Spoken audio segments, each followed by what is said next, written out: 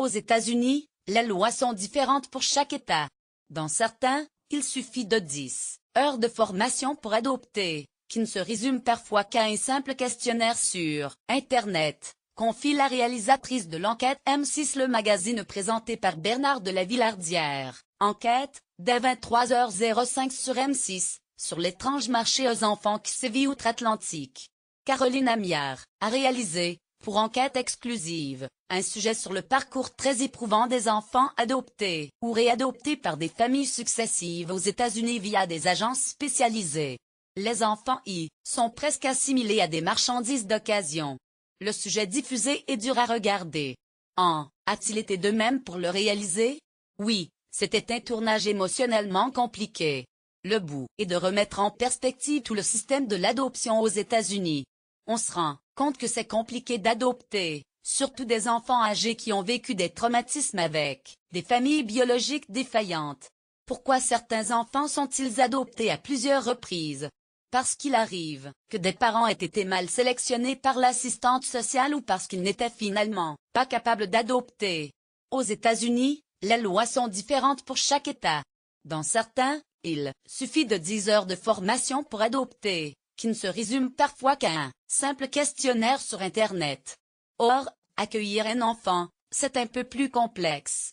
Et, une fois l'adoption faite, les parents ne sont ni suivis ni aidés.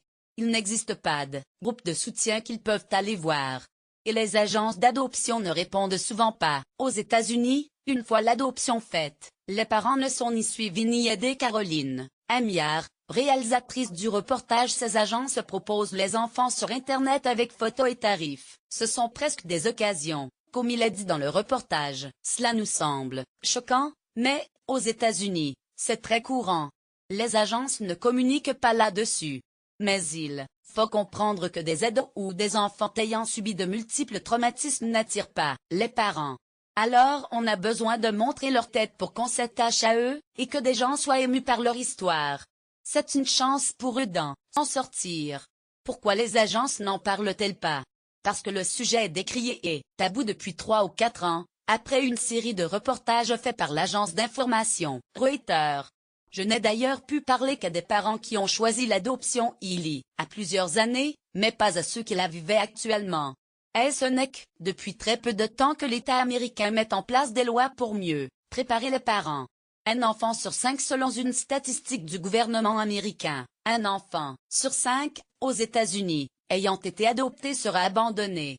Les lois permettent de se séparer de l'enfant sur un simple acte notarié, et ce quelle que soit la raison. Enquête exclusive démontre ainsi que le réhomat, ou relocalisation, concerne des milliers d'enfants tous les ans.